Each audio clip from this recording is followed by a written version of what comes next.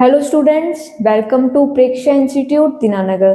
तो आज की वीडियो में हम स्टार्ट करने जा रहे हैं crash course related to JEE Mains, जिसमें मैं आपको मैथ्स पढ़ाऊंगी। तो जेई मेंस के सिलेबस के अकॉर्डिंग जो भी आपका फर्स्ट चैप्टर है वो है आपका सेट थ्योरी। तो आज की वीडियो में हम इस चैप्टर से जो भी इंपॉर्टेंट टॉपिक्स आपके बनते हैं जेई मेंस के लिए वो आज हम इस वीडियो में डिस्कस करेंगे। ठीक है, तो पहले आपको पता होना चाहिए कि सेट क्या होता है। तो सेट मेनली क्या होता है, एक वेल डिफाइंड कलेक्शन होता है आपके पास किसी भी ऑब्जेक्ट्स का। ठीक है, किसी भी एलिमेंट्स का एक कलेक्शन बना दिया, वो वेल डिफाइंड होना चाहिए। तो पहले आपको पता होना चाहिए कि वेल डिफाइंड का मतलब क्या है। ठीक है, जैसे फॉर एग्जाम्पल मेरे पास है इंग्लिश अल्फाबेट्स। इंग्लिश अल्फाबेट्स में जो भी आपके पास कॉन्सोनेंट्स आते हैं और वोबल्स आते हैं, उनका जो सेट है वो क्या है, एक वेल डिफाइंड है। ठीक है, अगर मैं आपको बोलूं कि कोई भी आपके पास नंबर है 14 है, इसके आपने फैक्टर लिखने हैं, तो 14 के फैक्टर क्या हो जाएंगे, एक आपका फैक्टर हो जाएगा 2, एक हो जाएगा 7 और एक 14 खुद हो जाएगा। ठीक है, तो एक 1 भी इसका फैक्टर होता है। तो ये जो फैक्टर मैंने लिखे हैं इसके, ये क्या है, एक वेल डिफाइंड कलेक्शन हो गया ना। किसी भी एलिमेंट्स का वेल डिफाइंड जो कलेक्शन होता है उसी को हम क्या बोलते हैं, सेट बोलते हैं। तो जैसे फॉर एग्जाम्पल अगर मैं बोलूं कि आपकी फेवरेट डिश कौन सी है, तो अब देखो यहाँ पे हर एक बंदे की चॉइस जो है वो अलग होगी। ठीक है, फेवरेट किसी भी बंदे की एक चीज फेवरेट नहीं होती है। तो इसमें क्या है कि आपका ये जो एग्जाम्पल हो जाएगी कि कोई फेवरेट चीज या कोई फेवरेट प्लेस, कोई फेवरेट ऑब्जेक्ट या कोई भी चीज फेवरेट हो, वो क्या एक वेल डिफाइंड कलेक्शन नहीं होगा, क्योंकि इसमें चॉइस अलग हो जाएगी ना, पर्सन टू पर्सन जो है एलिमेंट चेंज हो जाएंगे ना। तो ये एक वेल डिफाइंड कलेक्शन नहीं होगा आपका। ठीक है, तो आपको वेल डिफाइंड का पता चल गया होगा कि वेल डिफाइंड का मतलब क्या होता है, कि जिसमें हर पर्सन की जो, जैसे आपको कोई भी एग्जाम्पल दे दी, उसके उसमें हर पर्सन की जो राय, हर पर्सन का जो आंसर है वो सेम होना चाहिए। ठीक है, अगर मैं आपसे पूछूं कि आप बताओ मुझे कि 2 के मल्टीपल्स कौन से हैं, तो वो हर बंदे के जो है 2 के मल्टीपल सेम होंगे। ठीक है, कोई ये नहीं बोलेगा कि 3 है 2 का मल्टीपल, जहाँ 9 है 2 का मल्टीपल। ठीक है, तो ये एक वेल डिफाइंड कलेक्शन हो जाएगा। ठीक है, तो उसके बाद हम इस टॉपिक से रिलेटेड कौन कौन से, इस चैप्टर से रिलेटेड कौन कौन से टॉपिक पढ़ेंगे। पहले हम पढ़ेंगे रिप्रेजेंटेशन ऑफ सेट, किसी भी सेट को रिप्रेजेंट कैसे करते हैं। उसके बाद टाइप्स ऑफ सेट के बारे में पढ़ेंगे, रियल नंबर लाइंस क्या होता है, इंटरवल्स क्या होते हैं, सबसेट क्या होता है आपका, पावर सेट क्या होता है, प्रॉपर सेट क्या होता है, यूनिवर्सल सेट क्या होता है, वेन डायग्राम कैसे बनाते हैं, ये सारा आज हम इस वीडियो में डिस्कस करेंगे। ठीक है, तो नेक्स्ट हम देखते हैं कि किसी भी सेट को रिप्रेजेंट कैसे करते हैं, रिप्रेजेंटेशन ऑफ सेट। तो रिप्रेजेंटेशन ऑफ सेट, तो रिप्रेजेंट करने के 2 मेथड हैं। फर्स्ट है रोस्टर फॉर्म होती है एक। ठीक है, तो एक होती है आपके पास set builder form, set builder form. एक थर्ड फॉर्म भी होती है, वो आपके सिलेबस में नहीं है पर फिर भी पढ़ लीजिए, विजुअलाइज्ड फॉर्म। ठीक है, विजुअलाइज्ड फॉर्म।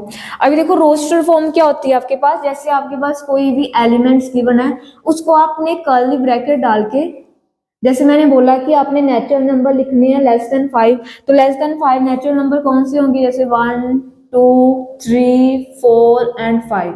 एलिमेंट्स को रिप्रेजेंट कर दिया कर्ली ब्रैकेट डाल के और बीच में ऐसे कोमा लगा के अलग अलग एक एलिमेंट लिख दिया, ये आपकी रोस्टर फॉर्म हो जाएगी। ठीक है, और सेट बिल्डर फॉर्म क्या होती है कि इसी की मैंने प्रॉपर्टी एज ए प्रॉपर्टी उसको रिप्रेजेंट कर दिया। ठीक है, तो इसको लिखने का तरीका कैसे है, पहले curly bracket the set of x, मतलब कि x कोई भी एलिमेंट है जिसका सेट है, the set of x such that x is a natural number. ठीक है, x is a natural number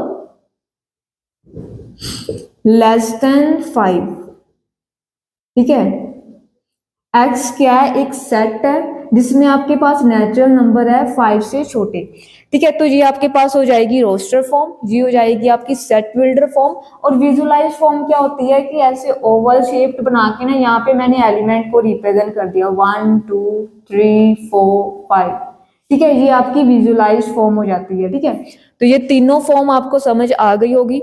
अब देखो सेट में एक और चीज, सेट में जो है ऑर्डर मैटर नहीं करता, और सेट में कभी भी जो एलिमेंट है वो रिपीट नहीं होने चाहिए। मतलब जैसे आपके पास मैं बोलूं कि आपने एक सेट बनाना है, मतलब रोस्टर फॉर्म लिखनी है आपके पास है, इसकी आपने मुझे रोस्टर फॉर्म लिख के बतानी है क्या आएगी इसकी रोस्टर फॉर्म, ठीक है। तो ये इसको आपने सेट रोस्टर फॉर्म में लिखोगे तो कैसे लिखोगे, अब देखो यहाँ पे एल भी रिपीट हो रहा है और ओ भी रिपीट हो रहा है, तो इसको आपने क्या करना है, एक ही बार में लिखना होता है, ठीक है। ये नहीं कि ओ को 2 बार लिख दिया या एल को 2 बार लिख दिया, मतलब इसमें एलिमेंट रिपीट नहीं होते हैं, ठीक है। और ऑर्डर भी मैटर नहीं करता, जैसे आप डब्ल्यू पहले लिख लो एल बाद में, ठीक है। ये सेट जो है सेम ही रहेगा, अगर आपने आगे पीछे भी एलिमेंट को लिखा है ना तो सेट सेम ही रहता है, ये नहीं कि ये डिफरेंट सेट बन गया, कोई सेम ही सेट रहेगा ये, ठीक है। तो आपके रिप्रेजेंटेशन ऑफ सेट का पता चल गया होगा। नेक्स्ट हम देखेंगे कि टाइप्स ऑफ सेट, कौन कौन सी टाइप्स होती हैं सेट्स की, ठीक है। तो वो हम नेक्स्ट डिस्कस करते हैं। अब कौन कौन सी टाइप्स हैं सेट की वो एक बार देख लीजिए।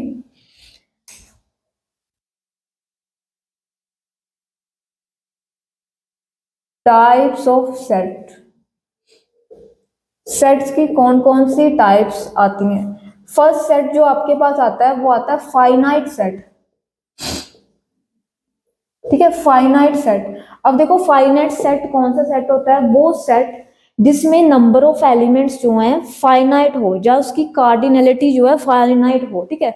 अभी ये कार्डिनलिटी क्या होता है, ये क्या न्यू वर्ड लेके आ गया हो, कार्डिनलिटी, या कार्डिनल नंबर भी बोल सकते हैं, या ऑर्डर ऑफ सेट भी बोल सकते हैं। कार्डिनलिटी का मतलब होता है कि आपके पास कोई सेट है, उसमें कितने नंबर ऑफ एलिमेंट्स हैं वो उसकी कार्डिनलिटी हो जाएगी। जैसे यहाँ पे एक सेट गिवन है, इसमें कितने नंबर ऑफ एलिमेंट्स है, कितने है, 3 है ना, तो इसको लिखना कैसे, जैसे मैंने इसको रिप्रेजेंट कर दिया, मेरे पास कोई ए सेट है, इसमें एलिमेंट है 3, तो इसको लिखोगे कैसे, number of element of set ए कितने हैं, 3 है, तो 3 इसका कार्डिनल नंबर हो जाएगा, ठीक है। जो ऑर्डर ऑफ सेट कितना है, ये 3 है ऑर्डर ऑफ सेट, ठीक है। इसको ऐसे दोनों, इस दोनों की तरह इसको रिप्रेजेंट आप कर सकते हो। तो फाइनाइट सेट मेनली क्या हो जाएगा, जिसके नंबर ऑफ एलिमेंट क्या हो, फाइनाइट हो, वो आपका फाइनाइट सेट हो जाता है। फॉर एग्जाम्पल जैसे आपके पास कोई सेट है, the set of X such that X belongs करता है नेचुरल नंबर्स को, और एक्स जो है लेस देन इक्वल्स टू है 20 के, ठीक है। तो ये एक आपका फाइनाइट सेट हो जाएगा कि नेचुरल नंबर्स का सेट है और 20 से छोटा है, तो 1 से लेके 20 तक जो आपके एलिमेंट आ जाएंगे, ठीक है। नेक्स्ट आपके पास आ जाता है इनफाइनाइट सेट। कौन सा सेट आ जाता है, इनफाइनाइट सेट। अब देखो नाम से पता चल रहा है कि इनफाइनाइट सेट मतलब इसमें नंबर ऑफ एलिमेंट जो होंगे वो इन्फिनिटी तक जाएंगे। जैसे मैं बोल दूं कि set of all natural numbers, set of all natural numbers, ये आपका हो जाता है इनफाइनाइट सेट। या सेट ऑफ इंटीजर्स, इंटीजर्स का सेट, वो भी एक क्या हो जाएगा आपके पास, इनफाइनाइट हो जाएगा, इनफाइनाइट सेट हो जाएगा। अब देखो इनफाइनाइट सेट कौन कौन से होते हैं, ठीक है। एक आपके पास आ जाता है set of all natural numbers, इसको रिप्रेजेंट कैसे करते हैं, सिंबल क्या है इसको रिप्रेजेंट करने का, तो नेचुरल नंबर्स को हम ऐसे कैपिटल एन से रिप्रेजेंट करते हैं, ठीक है। सेट ऑफ इंटीजर, इंटीजर्स के सेट को हम जेड से रिप्रेजेंट कर देते हैं, ऐसे जेड लिखा होता है, ठीक है। अगर जेड पॉजिटिव हो इसका मतलब पॉजिटिव इंटीजर्स की बात हुई है, अगर z नेगेटिव हो इसका मतलब नेगेटिव इंटीजर्स की बात कर रहे हैं, ठीक है। उसके बाद set of real number, real numbers का सेट, उसको हम कैपिटल आर से डिनोट कर देते हैं, ठीक है। ये रियल नंबर्स का सेट हो जाएगा। इसमें भी अगर आर पॉजिटिव है तो पॉजिटिव रियल नंबर्स की बात हुई है, अगर आर नेगेटिव है तो नेगेटिव रियल नंबर्स की बात हुई है, ठीक है। उसके बाद आपके पास आ जाता है set of rational number, rational numbers का सेट, इसका सिंबल क्या होता है, क्यू, क्यू से रिप्रेजेंट कर देते हैं, ठीक है। क्यू पॉजिटिव है तो positive rational number, Q negative है तो नेगेटिव रैशनल नंबर हो जाएंगे, ठीक है। ये हो गया आपके natural numbers, integer, real number, rational number. अगर इरेशनल नंबर हो, set of irrational number, irrational number का कोई भी सिंबल नहीं होता, बस इसको ऐसे रिप्रेजेंट करते हैं कि अगर मैं रियल नंबर में से रैशनल नंबर्स को माइनस कर दूं, ठीक है, रियल नंबर में से रैशनल नंबर माइनस कर दो तो आपके कौन से बचेंगे, इरेशनल नंबर ही तो बचेंगे, ठीक है। तो ये आपके सिंबल हो जाएंगे, आप इसको ऐसे रिप्रेजेंट करोगे, ठीक है। एक और सिंबल होता है, देखो आपके तो सिंबल्स भी पता होने चाहिए, ठीक है। तो एक सिंबल आपके पास होता है ऐसे, इसको कहते हैं बिलोंग्स टू, ठीक है। इसका मतलब है ये कहाँ पे यूज होता है, जैसे आपके पास एक सेट गिवन है, ठीक है, उसके एलिमेंट है 0 एंड 1, तो मैं कह सकती हूँ कि जो 0 है वो बिलोंग कर रहा है सेट ए को, मतलब 0 जो है ए सेट का एलिमेंट है, ठीक है। इसका मतलब ये हो गया कि 0 इस सेट की ही फैमिली में से आ रहा है, ठीक है।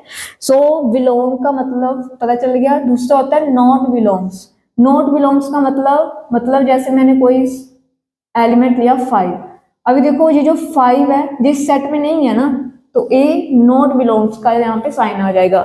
जो एलिमेंट उस सेट में प्रेजेंट ही नहीं होगा, उस फैमिली का मेंबर ही नहीं होगा, तो उसमें हम ऐसा नॉट बिलोंग्स का साइन डालते हैं, ठीक है। तो इसको हम बोल देते हैं नॉट बिलोंग्स टू, ठीक है, नॉट बिलोंग्स टू।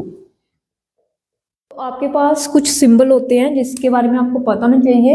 एक सिंबल होता है ऐसे एरो का सिंबल, इसको हम बोलते हैं इम्प्लाइज, ठीक है। वो कंडीशन उस पर इम्प्लाई हो रही है, वो उसके लिए हम ये सिंबल यूज करते हैं। एक आपके पास होता है, ए को उल्टा दो, इसका मतलब होता है फॉर एवरी, मतलब हर एक एलिमेंट, हर एक वैल्यू की इसमें बात की गई है, ठीक है। एक होता है कि ई को उल्टा दो, इसका मतलब होता है देयर एग्जिस्ट, ये टर्म वहां एग्जिस्ट कर रही है, ठीक है। एक होता है कि डबल डॉट डाल दो और एक वर्टिकल लाइन, ठीक है, इसका मतलब होता है सच डैट, ठीक है। जो हमने सेट बिल्डर फॉर्म में यूज किया था ना डबल डॉट, उसको हम सच डैट कहते हैं, ठीक है। ऐसे कुछ सिंबल हैं जिसका यूज सेट में होता है, तो ये सिंबल्स का आपको थोड़ा पता होना चाहिए। तो आपको पता चल गया कि इनफाइनाइट सेट क्या होता है और फाइनाइट सेट क्या होता है, ठीक है। नेक्स्ट हम देखते हैं और कौन सी टाइप है इसकी।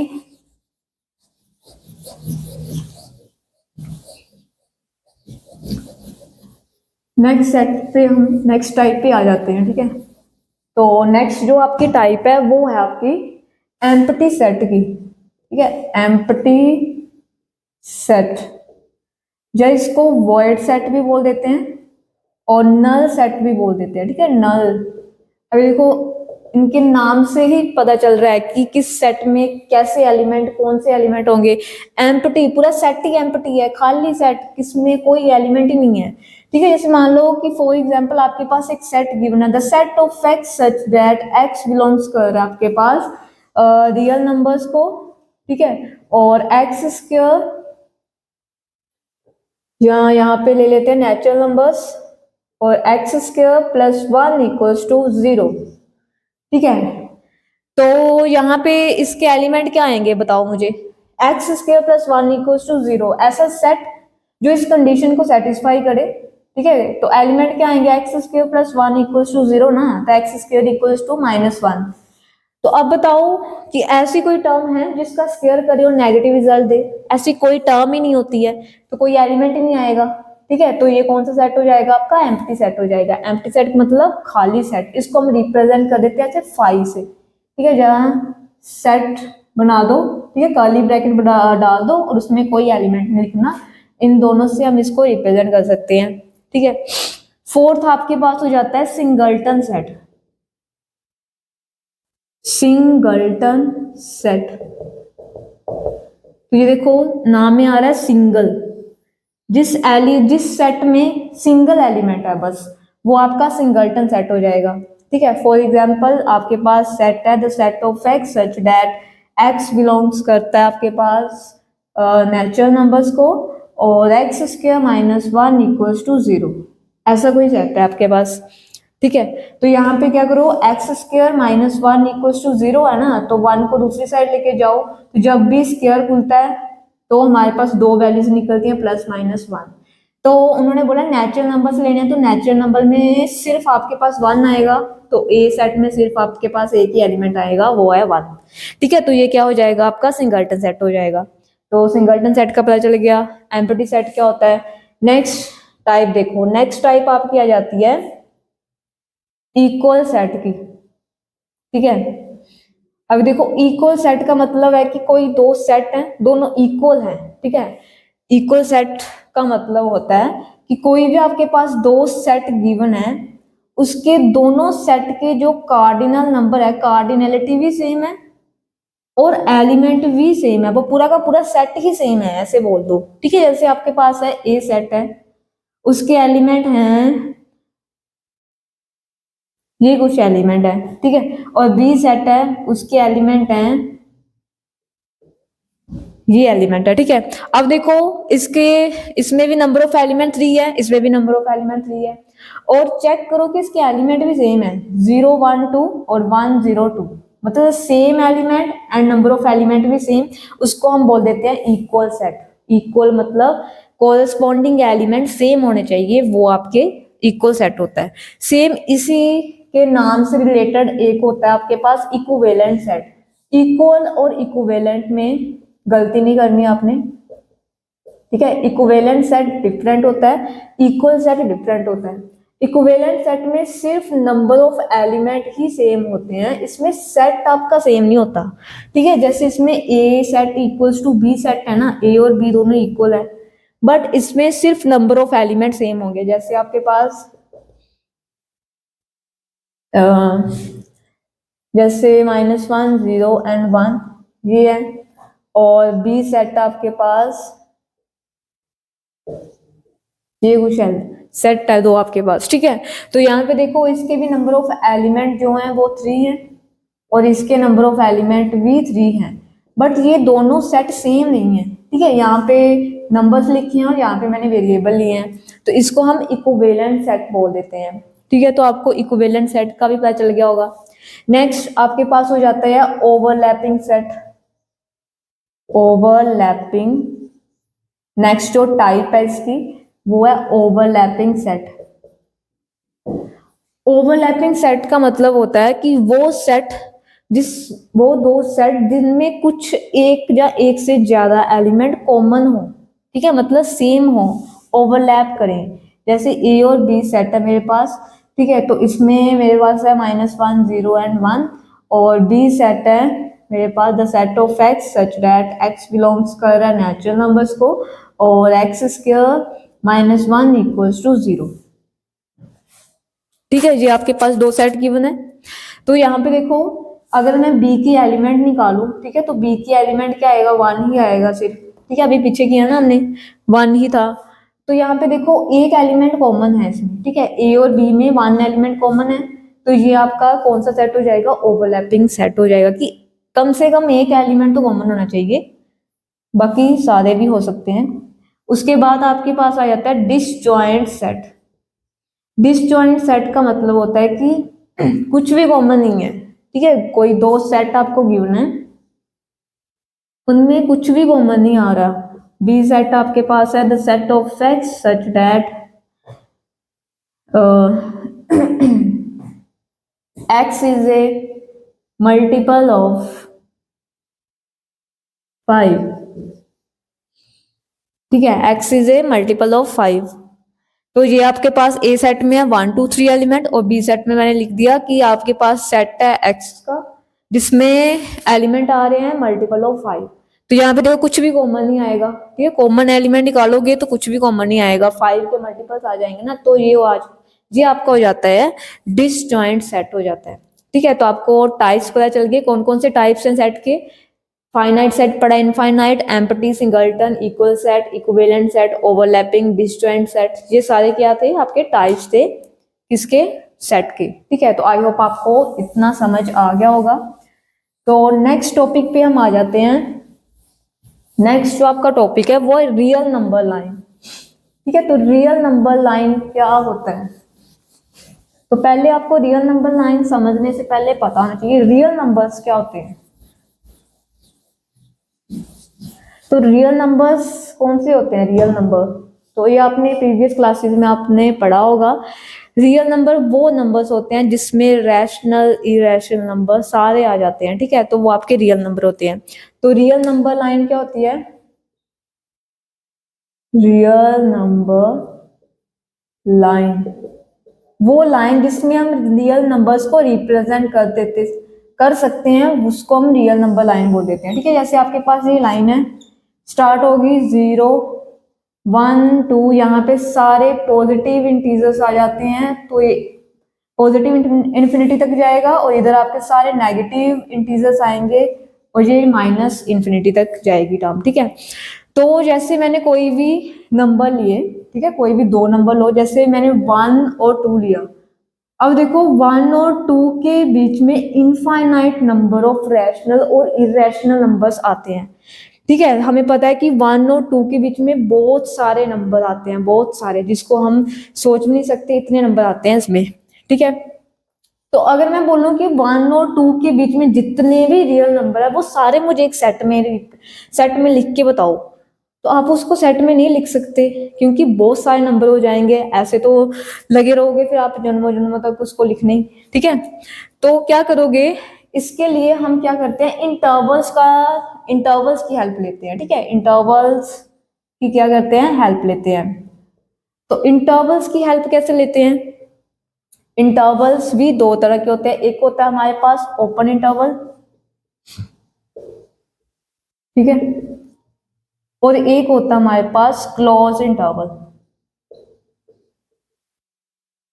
ओपन इंटरवल क्या होता है, क्लोज इंटरवल क्या होता है, वो भी हम नंबर लाइन से समझते हैं। जैसे आपके पास एक नंबर लाइन है, यहाँ पे 0 1 2 3 and so on plus infinite, और इधर माइनस की वैल्यूज आएंगी आपकी, ठीक है। अब देखो मैंने आपको बोला कि मुझे 1 और 2 के बीच में सारे रियल नंबर चाहिए, तो क्या करोगे, मैंने बोला कि 1 और 2 के बीच वाले सारे नंबर चाहिए, 1 2 रहने दो, उसके बीच वाले मुझे सारे नंबर चाहिए, ठीक है।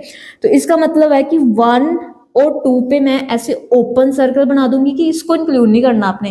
1 और 2 के बीच में जितने भी रियल नंबर, जितने भी रैशनल इरेशनल नंबर आते हैं, वो सारे आपने मुझे बताने हैं। तो इसको हम रिप्रेजेंट कैसे करते हैं, ऐसे ओपन ब्रैकेट डाल के 1 एंड 2 लिख दिया, ठीक है। दोनों साइड ओपन का मतलब है कि इसमें 1 और 2 इंक्लूड नहीं है, 1 2 के बीच में जितने भी रियल नंबर आते हैं वो सारे ही इसमें आएंगे। ये हो गया आपका ओपन इंटरवल। क्लोज इंटरवल का मतलब क्या होता है, अब मैंने बोला कि 1 और 2 को भी इंक्लूड करना आपने, ठीक है, तो इसमें मैंने इस सर्कल को कर दिया डार्क, इसका मतलब है कि 1 और 2 भी इसमें इंक्लूड है। तो क्लोज इंटरवल को आप रिप्रेजेंट कैसे करते हो, क्लोज ब्रैकेट डाल के और 1 एंड 2, ठीक है, इसको ऐसे लिख देंगे, तो इसका मतलब है कि 1 और 2 भी इसमें इंक्लूडेड है, ठीक है। तो ये तो आपकी होगी रोस्टर फॉर्म। अगर इसी को मैंने सेट बिल्डर फॉर्म में लिखना है तो वो कैसे लिखोगे, the set of X such that X belongs करता है रियल्स नंबर को, ठीक है, और एक्स क्या है, 1 से बड़ा और 2 से छोटा है, मतलब 1 और 2 के बीच में जितने भी रियल नंबर आते हैं वो सारे इसमें आएंगे, ठीक है। इसको आप कैसे रिप्रेजेंट करोगे, the set of X such that X belongs करता है आपका रियल नंबर्स को, और एक्स जो है 1 के इक्वल और 1 से बड़ा है, और 2 के इक्वल भी है और 2 से छोटा भी है, यहाँ पे इक्वल टू का साइन भी आएगा क्योंकि 1 और 2 भी इसमें इंक्लूडेड है ना। तो इंटरवल आपको पता चल गया कि क्यों यूज करते हैं, कि जो रियल नंबर्स को हम सेट की फॉर्म में नहीं लिख सकते उसको हम इंटरवल की फॉर्म में ही रिप्रेजेंट कर देते हैं, ठीक है। उसके बाद आपके पास होता है एक semi closed end semi open interval भी होता है, ठीक है, सेमी ओपन और सेमी क्लोज्ड इंटरवल। इसको कैसे रिप्रेजेंट करते हैं, तो यहाँ पे देखो जैसे यही सेम एग्जांपल ले लेते हैं, जैसे मैंने 1 और 2 में से जितने भी रियल नंबर हैं उन सभी को रिप्रेजेंट करना है।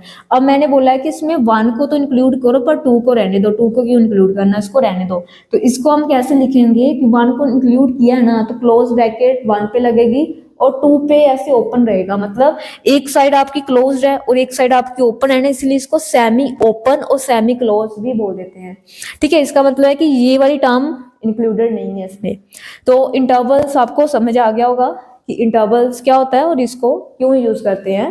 तो इसको हम रियल नंबर्स के लिए ही यूज करते हैं। ठीक है, तो नेक्स्ट जो आपका टॉपिक है, ये आपके टॉपिक हो गए representation of set, types of set, real numbers क्या होते हैं, रियल नंबर लाइन क्या होती है, इंटरवल्स हो गया। ठीक है, नेक्स्ट आपके पास आ जाता है सबसेट। अभी देखो सबसेट क्या होता है।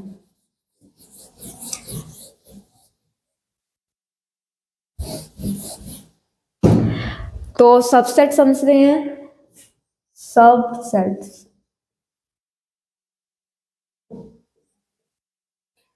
तो जैसे मान लो एग्जाम्पल के तौर पे मेरे पास कोई एक सेट है ए 1 2 3, ठीक है, इसमें जितने भी एलिमेंट हैं उनके मैंने अलग सेट बनाना है। ठीक है, हर एक एलिमेंट का अलग एक सेट बनाना है। जैसे 1 का सेट मैंने अलग बना दिया, 2 का सेट मैंने अलग कर दिया और 3 का सेट मैंने अलग बना दिया। ठीक है, फिर मैंने कहा कि मैंने 2 2 का पेयर लेके अभी सेट बनाना है, तो 2 2 का पेयर लेके भी सेट बना दो। 1 का 2 के साथ पेयरिंग कर दो, 2 की 3 के साथ कर दो और फिर 1 की 3 के साथ पेयरिंग कर दो। ठीक है, बाद में मैंने बोला कि जो मुझे तीनों एलिमेंट भी चाहिए, तीनों एलिमेंट का भी मैंने एक सेट बना देना है। ठीक है, तो ये जो सारे एलिमेंट्स का मैंने सेट बनाए हैं, डिफरेंट डिफरेंट सेट बनाए हैं, इसको हम बोल देते हैं कि ये क्या है, सबसेट है इस सेट के। ठीक है, मतलब कि हर एक सबसेट जो है, हर एक एलिमेंट जो है वो इसी सेट को बिलोंग कर रहा है ना, तो हम कह सकते हैं कि ये सारे जो है, जैसे मैं बोल सकती हूँ कि जो ये वाला जो सेट है ये सबसेट है इस सेट का, 1 2 3 का सबसेट है, क्योंकि इसी में से तो मैंने इसको एक सेट बना के रिप्रेजेंट किया ना। तो ये आपका हो जाता है सबसेट, या इक्वल का साइन भी डाल देते हैं हम। ठीक है, सबसेट एंड इक्वल है इसके, इस सेट के। तो सबसेट को रिप्रेजेंट कैसे करते हैं, इस साइन से रिप्रेजेंट करते हैं। तो एक चीज और, अभी देखो एक होता है हमारा खाली सेट, ठीक है, जिसमें कोई एलिमेंट नहीं आता। अभी मैं बोल सकती हूँ कि कोई भी एलिमेंट का मुझे सेट नहीं चाहिए। ठीक है, मुझे ऐसा सेट बनाना है जिसमें कोई एलिमेंट नहीं चाहिए मुझे। तो जो एक एम्प्टी सेट होता है ना, ये जो एम्प्टी सेट है आपका, ये हर एक सेट का सबसेट होता है। ठीक है, मतलब जो फाई होता है वो हर एक सेट का ही सबसेट होता है। जितना कोई भी सेट आएगा उसका एक सबसेट जो है फाई हमेशा होगा। ठीक है, तो ये चीज भी आपने ध्यान रखनी है। तो मेनली सबसेट क्या होता है कि उन्हीं के एलिमेंट को एक न्यू सेट में आपने रिप्रेजेंट कर दिया, वो एक सबसेट हो जाएगा। ठीक है, तो अगर मेरे पास ये तो था एक सेट। ठीक है, अगर मान लो 2 सेट हो, तो जैसे मेरे पास बी सेट है, ठीक है, इसके एलिमेंट है 1 2 3 एंड 4। ठीक है, अभी मैंने चेक करना है कि क्या ए बी का सबसेट है। वो कैसे चेक करोगे, अगर फर्स्ट सेट के सारे एलिमेंट सेकंड सेट में प्रेजेंट हैं तो हम कह सकते हैं कि जो फर्स्ट सेट है वो दूसरे सेट का सबसेट है।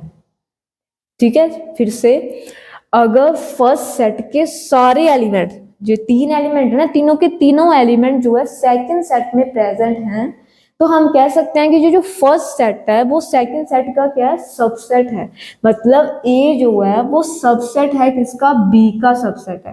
ठीक है, ये सबसेट को रिप्रेजेंट करने का सिंबल है, इसको हम ऐसे रिप्रेजेंट करते हैं। तो समझ आ गया। तो बी क्या हो जाएगा, बी एक सुपर सेट हो जाएगा, क्योंकि बी के सेट में सारे एलिमेंट है ना फर्स्ट के, तो हम कह सकते हैं कि बी जो है सुपर सेट हो जाएगा, जहां एक प्रॉपर सेट हो जाएगा ए का। ठीक है, तो समझ आ गया होगा आपको कि सबसेट क्या होता है, कि अगर फर्स्ट सेट के सारे एलिमेंट सेकंड सेट में प्रेजेंट हो तो हम कह सकते हैं कि जो फर्स्ट सेट है वो क्या है, सबसेट है सेकंड का, और सेकंड सेट क्या हो जाएगा, एक सुपर सेट हो जाएगा। ठीक है, क्योंकि सुपर सेट में सारे एलिमेंट है ना, सुपर सेट का मतलब होता है कि उसमें अपने एलिमेंट तो हैं बट दूसरे सेट के भी एलिमेंट उसमें प्रेजेंट हैं, तो वो सुपर सेट होता है आपके पास। ठीक है, तो सबसेट समझ आ गया आपके पास।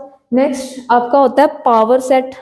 पावर सेट समझने से पहले आपको पता होना चाहिए प्रॉपर सेट क्या होते हैं, ठीक है। तो अभी मैंने एक सेट लिया था, उसके मैंने सबसेट लिखे थे, ठीक है। फिर से मैं उनके सबसेट लिख देती हूँ। सबसेट क्या होता है, एक तो फाई होता है, ठीक है। मैंने बोला कि एम्प्टी जो है, एम्प्टी सेट वो हर एक सेट का सबसेट होगा। तो सेकंड क्या आएगा, पहले सिंगल एलिमेंट्स को आपने सेट की फॉर्म में लिख देना है, ठीक है। फिर दो दो के पेयरिंग को आपने ऐसे सेट की फॉर्म में लिख देना है, 2 3 3 1, और लास्ट में आपके पास तीनों एलिमेंट आ जाएंगे, ठीक है। ये तो आपके पास बन गया सबसेट्स का सबसेट बन गया आपके पास, ठीक है। तो प्रॉपर सेट क्या होगा, प्रॉपर सेट में ना तो हम इसको लेते हैं, ठीक है, और ना ही हम इसको लेते हैं। मतलब जो कंप्लीट सेट होता है ना तो हम उसको लेते हैं, और जो एम्प्टी सेट होता है उसको भी हम प्रॉपर सेट में नहीं लेते। तो प्रॉपर सेट में सिर्फ आपके पास ये वाले बचे एलिमेंट आएंगे, ये वाले एलिमेंट, ठीक है। ये आपके क्या हो जाते हैं, प्रॉपर सेट हो जाते हैं। उसके बाद पावर सेट क्या होता है, पावर सेट आपके पास क्या होता है, अभी देखो मेरे पास जितने भी सबसेट निकले हैं, ठीक है, एक सेट के जितने भी सबसेट आपके पास आए हैं उसका मैंने एक सेट बना दिया, ठीक है। उसको मैंने एक सेट में रिप्रेजेंट कर दिया। तो सेट को रिप्रेजेंट कैसे करते हैं, कर्ली ब्रैकेट में सारे एलिमेंट आ गए, ठीक है, वो ही एक आपका सेट बन जाता है। तो जब मैंने जितने भी आपके पास सबसेट हैं बने इस सेट के, उसको मैंने कर्ली ब्रैकेट डाल के कलेक्शन बना दी, ठीक है। तो वो आपके पास बन जाता है पावर सेट बन जाता है, ठीक है। तो power set and proper set आपको समझ आ गया होगा क्या होता है। पावर क्या होता है कि किसी भी सेट के सबसेट लिखे हैं उनको उनका कलेक्शन, ठीक है, उसको एक कर्ली ब्रैकेट में कर्ली ब्रैकेट में मतलब एक सेट, नया सेट बना दिया उसका, ठीक है। तो वो आपका पावर सेट हो जाता है। तो प्रॉपर सेट होते हैं जिसमें हम फाइव और उस पूरे सेट को इंक्लूड नहीं करते, बाकी जितने भी आपके पास एलिमेंट बच जाते हैं उनको इंक्लूड कर लो, ठीक है। तो पावर सेट और प्रॉपर सेट पता चल गया होगा। अभी अगर हमने पता करना हो कि कोई भी आपके पास सेट गिवन है, ठीक है, जैसे मान लो कि कोई मेरे पास सेट है जिसके नंबर ऑफ एलिमेंट है 5, ठीक है। अब मैंने चेक करना है कि इसके कितने सबसेट निकलेंगे, मतलब नंबर ऑफ सबसेट कितने होंगे इसके, नंबर ऑफ सबसेट्स।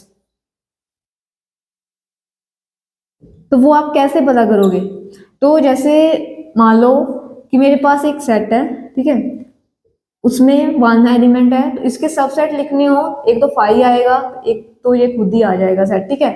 मतलब 2 एलिमेंट आ जाएंगे इसके, इसके नंबर ऑफ एलिमेंट कितने आ गए, 2 आ गए। उसके बाद आपके पास कोई सेट है जिसके एलिमेंट कितने हैं, 2 एलिमेंट है, तो इसके सबसेट कौन कौन से आएंगे, एक तो 5 आएगा, एक सिंगल सिंगल एलिमेंट को ले लेंगे और लास्ट में पूरा सेट ही ले लेंगे। तो इसमें नंबर ऑफ एलिमेंट कितने आ गए आपके पास, 4 आ गए। अगर 3 एलिमेंट हो तो कितने नंबर ऑफ एलिमेंट आते हैं आपके पास, 8 आ जाते हैं, ठीक है। कितने आ गए नंबर ऑफ एलिमेंट, 8 आ गए। तो यहाँ से क्या पता चल रहा है, ये आपका 2 की पावर 1 बन रहा है, ये 2 की पावर 2 बन रहा है, ये 2 की पावर 3 बन रहा है, ठीक है। तो मतलब जितने नंबर ऑफ एलिमेंट है 2 की पावर उतनी कर दो, ठीक है।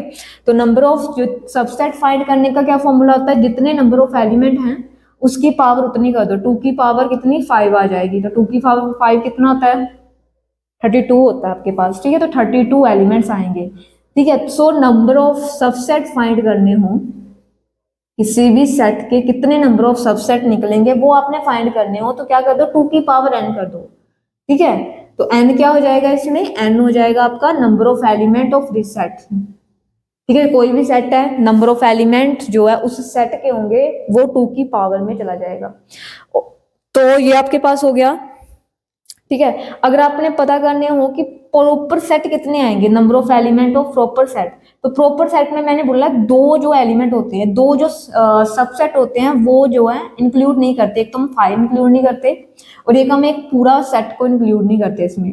तो अगर हमने नंबर ऑफ प्रॉपर सेट बताने हो कि प्रॉपर सेट में कितने नंबर ऑफ एलिमेंट आएंगे, तो वो क्या होता है, 2 की पावर n में से 2 को माइनस कर दो, क्योंकि 2 एलिमेंट माइनस हो गए ना, जितने उसके नंबर ऑफ सबसेट होंगे उसमें जो 2 एलिमेंट हैं वो उसको बाहर निकाल दो। 2 एलिमेंट कौन से, एक तो 5 और एक ये वाला सेट जो उसका पूरा मतलब जो पूरा सेट लिया ना हमने, उसको आपने इंक्लूड नहीं करना होता। तो ये आपका फॉर्मूला हो जाता है नंबर ऑफ प्रॉपर सेट्स को निकालने का। ठीक है, तो आई होप आपको पावर सेट और प्रॉपर सेट का पता चल गया होगा। ठीक है, तो नेक्स्ट हम देख लेते हैं कुछ operations of A set. Set पे कुछ ऑपरेशंस भी लगते हैं। ठीक है, जैसे आपने छोटी क्लासेस में एडिशन, सब्ट्रैक्शन, मल्टीप्लिकेशन, डिवीजन ये सब कुछ पढ़ा है, वैसे ही ऑपरेशंस कुछ सेट में भी यूज होते हैं। ठीक है, तो operations on A set, operations on A set, set पे कौन कौन से ऑपरेशंस यूज होते हैं। तो पहला जो ऑपरेशन होता है वो आपका आ जाता है union of A set. Union of A set, किसी भी दो सेट का यूनियन निकालना है, वो कैसे निकालते हैं, पहले तो इसको रिप्रेजेंट कैसे करते हैं ये चेक कर लो। देखो मेरे पास कोई दो सेट है, ठीक है, ए और बी कोई दो सेट है, उसका मैंने यूनियन फाइंड करना है, इसमें ऐसे यू का साइन लगा दो। ठीक है, इसका मतलब होता है यूनियन ऑफ ए सेट। तो यूनियन ऑफ सेट में क्या होता है, ए सेट और बी सेट में जो भी एलिमेंट आपके हैं वो सारे के सारे एक सिंगल सेट में आ जाएंगे। ठीक है, ए यूनियन बी का मतलब है कि ए सेट और बी सेट के सारे एलिमेंट को कंबाइन करके लिख दो। ठीक है, 102 जी आ जाएगा। ठीक है, 1 दो बार ही है ना, तो इसको एक ही बार लिखेंगे, तो ए यूनियन बी जी हो जाएगा। नेक्स्ट, अब देखो मैंने बोला था कि वेन डायग्राम भी बताएंगे, वेन डायग्राम भी हम इसी में देख लेते हैं। वेन डायग्राम क्या होता है कि इन्हीं सेट को रिप्रेजेंट करने का एक तरीका होता है कि उसको डायग्रामेटिकली कैसे रिप्रेजेंट करेंगे, ठीक है, सेट्स को, वो होता है आपके पास वेन डायग्राम। तो ए यूनियन बी, जैसे मान लो हम क्या इसको हम सर्कल या रेक्टेंगल किसी से भी रिप्रेजेंट कर देते हैं। अब देखो मेरे पास एक ए सेट है और दूसरा मेरे पास बी सेट। और देखो ए सेट के एलिमेंट है 1 2, ठीक है, एलिमेंट है 1 2। अब 1 जो है बी सेट में भी आ रहा है, तो इट मीन्स ये सेट इसको ऐसे ओवरलैप करेगा, क्योंकि एक सेट कॉमन है ना, मतलब एलिमेंट कॉमन है ना 1, तो ऐसे ओवरलैप करेगा, तो बी सेट में कौन सा एलिमेंट रह जाएगा, 0 रह जाएगा आपका। ठीक है, तो ये तीन एलिमेंट ए यूनियन बी का मतलब क्या होता है कि पूरा का पूरा सेट जो है आपका, ये पूरा का पूरा ही जो है सेट आपका एक सिंगल सेट बन जाएगा, मतलब सारे एलिमेंट्स को मिला के आपके पास एक सिंगल सेट बन गया। तो इसको रिप्रेजेंट हम वेन डायग्राम में ऐसे करते हैं। ठीक है, दोनों सेट को ऐसे शेड कर दिया। ठीक है, तो ये आपका हो जाएगा शेडर रीजन जो है वो आपका ए यूनियन बी हो जाएगा। ठीक है, ए यूनियन बी पता चल गया। नेक्स्ट आपके पास आ जाता है intersection, intersection of A set, किसी भी दो सेट्स का इंटरसेक्शन कैसे फाइंड करते हैं। जैसे मान लो आपके पास दो सेट हैं, इंटरसेक्शन रिप्रेजेंट करना है, तो जैसे यूनियन है ना, यूनियन यू को उल्टा दो। ठीक है, ये होता है इंटरसेक्शन का सिंबल, इसको ऐसे रिप्रेजेंट करते हैं। तो इंटरसेक्शन में आपके पास कॉमन एलिमेंट आते हैं, जैसे आपके पास यही दो सेट हैं, ठीक है, ए और बी दो सेट हैं, इसमें मैंने इसका इंटरसेक्शन फाइंड करना है, ए इंटरसेक्शन बी फाइंड करना है, तो इसमें जो कॉमन एलिमेंट है ना वो आके आ जाएंगे। ठीक है, तो कॉमन सिर्फ 1 ही है, तो 1 ही आएगा। ठीक है, तो अगर मैंने इसका वेन डायग्राम बनाना हो, तो वेन डायग्राम आपका ऐसा बनेगा 2 1 0 1 दोनों में कॉमन है ना, तो इंटरसेक्शन वाला हिस्सा सिर्फ ये वाला आएगा। ठीक है, ए और बी दो सेट हैं जिसमें दो कॉमन एलिमेंट है, ये वाला हिस्सा आपका इंटरसेक्शन का हो जाता है, ए इंटरसेक्शन बी। ठीक है, नेक्स्ट आपके पास थर्ड आ जाता है difference of A set, difference of A set, किसी भी सेट का डिफरेंस कैसे फाइंड करते हैं। तो डिफरेंस का मतलब कि सब्ट्रैक्ट कर रहे हैं, तो सब्ट्रैक्ट का सीधा सब्ट्रैक्ट वाला सिंबल ही आएगा।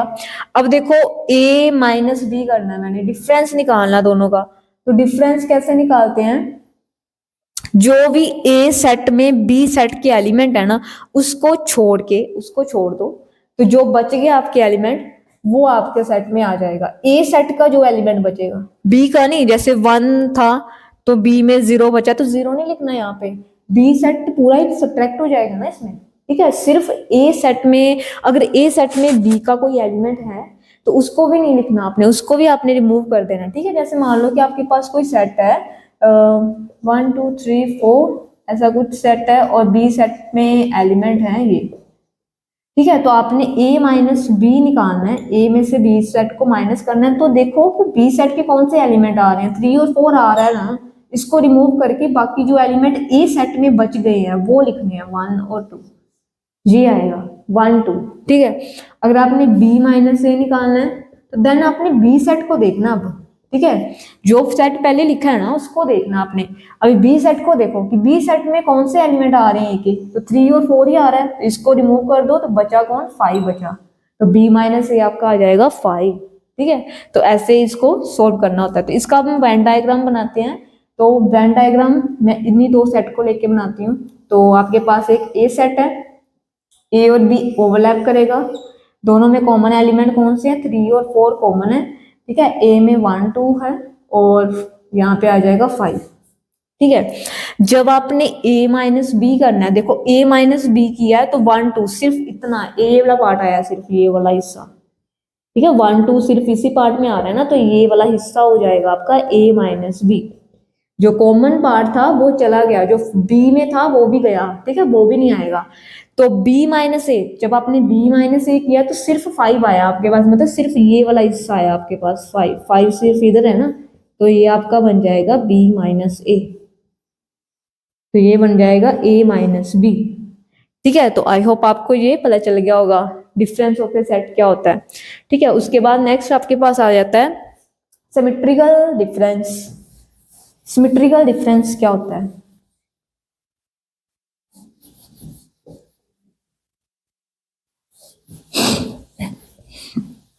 सिमेट्रिकल डिफरेंस क्या होता है, सिमेट्रिकल डिफरेंस, पहले इसको देख लो रिप्रेजेंट कैसे करते हैं। इसको रिप्रेजेंट करने का तरीका है ए ऐसे डेल्टा वा के बी, ए डेल्टा बी, इसको ऐसे भी रिप्रेजेंट कर सकते हैं, या दोनों सेट के डिफरेंस का यूनियन, ठीक है। पहले ए माइनस बी करो, फिर बी माइनस ए कर दो और दोनों का यूनियन फाइंड कर लो, वो आपका सिमेट्रिकल डिफरेंस हो जाएगा, ठीक है। तो अब देखो अगर मैंने इसका वेन डायग्राम बनाना हो, अभी देखो ए सिमेट्रिकल डिफरेंस फाइंड करना है तो एग्जांपल से ही इसको समझते हैं। जैसे आपके पास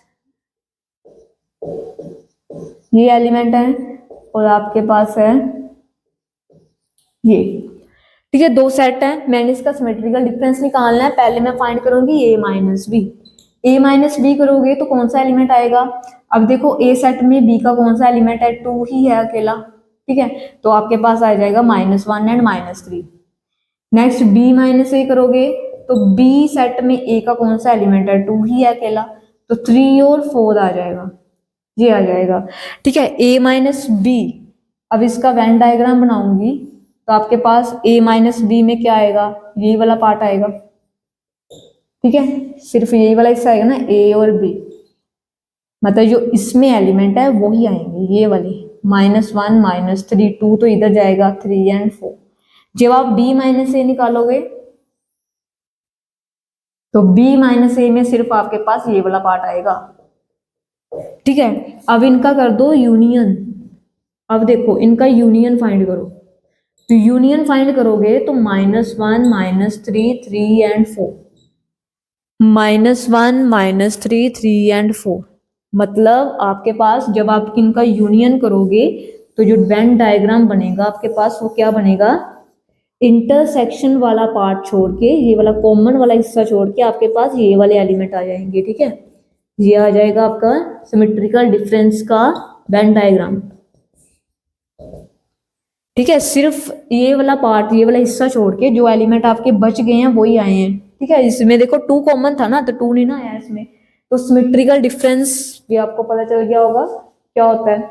उसके बाद नेक्स्ट हमारे पास होता है कॉम्प्लीमेंट। अगर हमने किसी भी सेट का कॉम्प्लीमेंट कैसे फाइंड करते हैं, तो कॉम्प्लीमेंट समझने से पहले आपको पता होना चाहिए कि यूनिवर्सल सेट क्या होता है, ठीक है।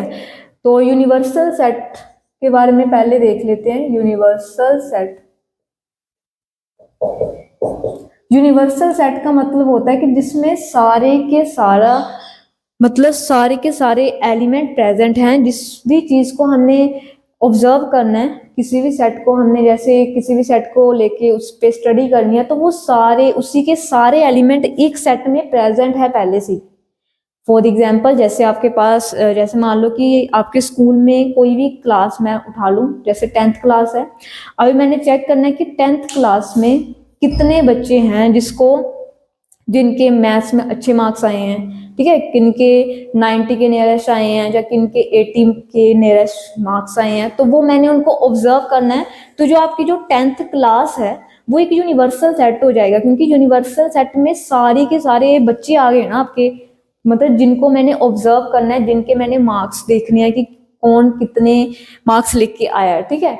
तो वो आपका यूनिवर्सल सेट हो जाता है कि जिस चीज को आपने ऑब्जर्व करना है वो सारी उसी सेट में प्रेजेंट है, उसके एलिमेंट सारे उसी सेट में पहले से ही हैं, वो आपका यूनिवर्सल सेट हो जाता है, ठीक है। तो पहले यूनिवर्सल सेट समझ आ गया, उसके बाद हम देखते हैं कि कॉम्प्लीमेंट क्या होता है, किसी भी सेट का कॉम्प्लीमेंट कैसे फाइंड करते हैं। कॉम्प्लीमेंट ऑफ ए सेट,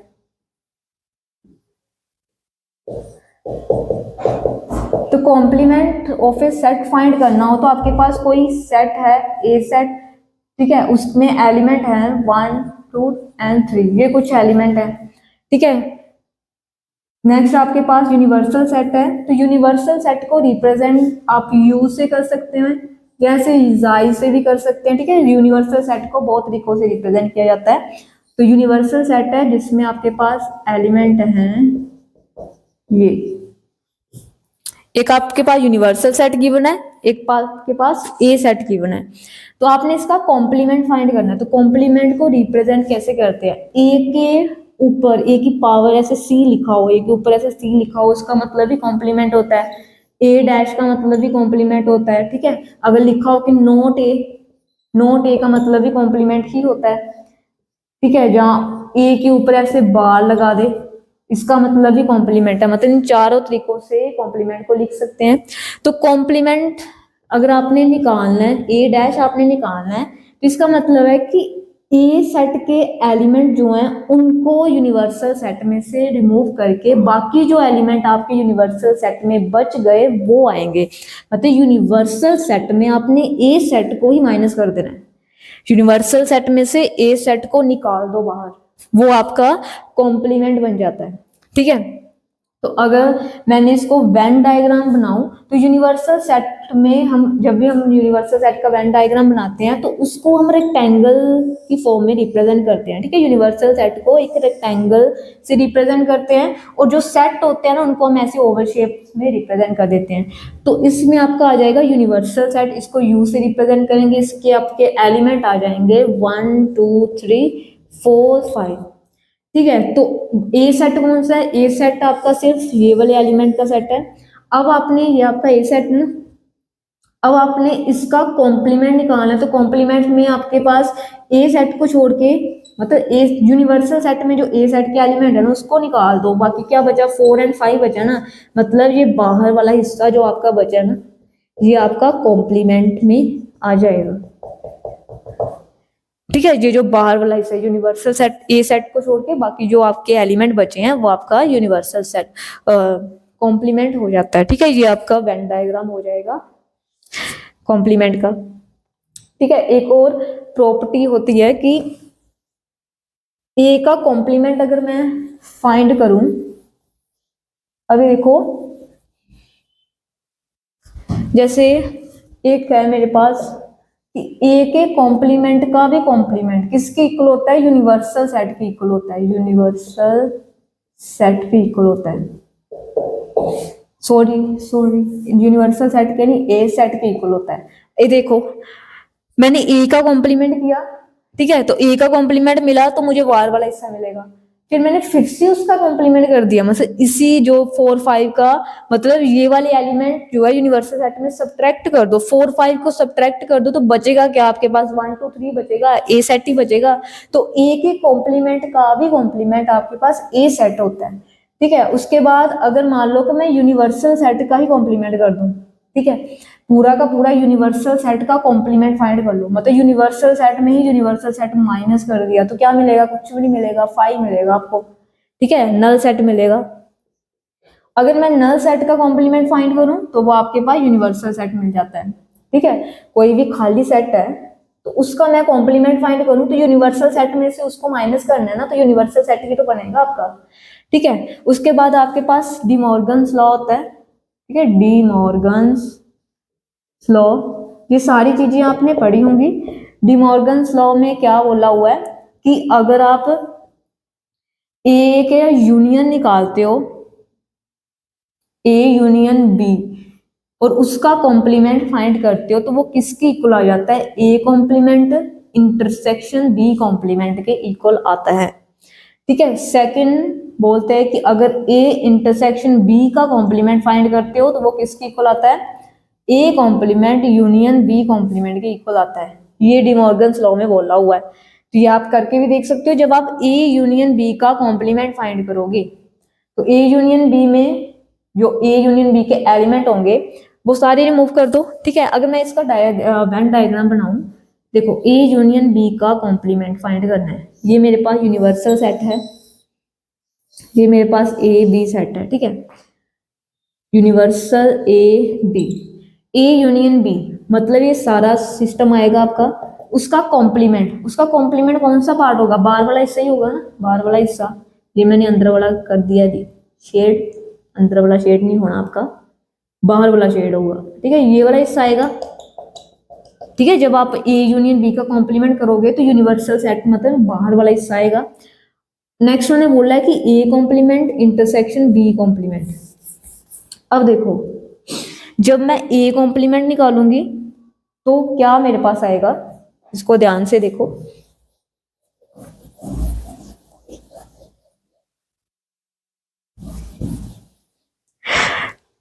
जैसे मेरे पास ये यूनिवर्सल सेट, ठीक है, ये दो सेट गिवन आपके पास ए और बी। जब मैं ए का कॉम्प्लीमेंट निकालूंगी, ए का कॉम्प्लीमेंट निकालूंगी तो मेरे पास क्या आएगा, सिर्फ ये वाला पार्ट आएगा, ये वाला, मतलब बी सेट के भी कुछ एलिमेंट आएंगे और ये वाला पार्ट आएगा, ठीक है। नेक्स्ट जब मैं बी कॉम्प्लीमेंट निकालूंगी तो बी कॉम्प्लीमेंट में बी वाला सेट छोड़ के मेरे पास ये वाला हिस्सा आ जाएगा, ठीक है, ये वाला हिस्सा। तो अब नेक्स्ट उन्होंने बोला कि इंटरसेक्शन फाइंड करना है, तो इंटरसेक्शन का मतलब क्या हुआ, इंटरसेक्शन का मतलब हो जाएगा कॉमन हिस्सा कौन सा आएगा आपका, तो कॉमन हिस्से में मतलब कॉमन पार्ट तो आपका बाहर वाला ही रहेगा ना, ये वाला बाहर वाला, क्योंकि ये भी सिंगल टाइम आया, 20% भी सिंगल टाइम आया, कॉमन जो था वो तो बाहर वाला ही पार्ट होगा, ठीक है। ये जो बाहर वाला हिस्सा है ना यूनिवर्सल सेट का बाहर वाला, यही आपका क्या हो जाएगा, कॉमन पार्ट हो जाएगा, ठीक है। तो ये थे कुछ लॉज, कुछ कंसेप्ट थे सेट थ्योरी से रिलेटेड, तो वेन डायग्राम के बारे में भी आपको पता चल गया है। तो आई होप आपको ये सब समझ आ गया होगा, ठीक है। अगर आपको किसी भी चीज में कोई भी डाउट हो तो आप हमें कमेंट सेक्शन में पूछ सकते हो, कहीं भी कुछ समझ ना आया हो तो आप हमसे कमेंट में आप सारी चीजें पूछ सकते हो। तो आज के लिए इतना ही, thank you so much for watching the video, thank you.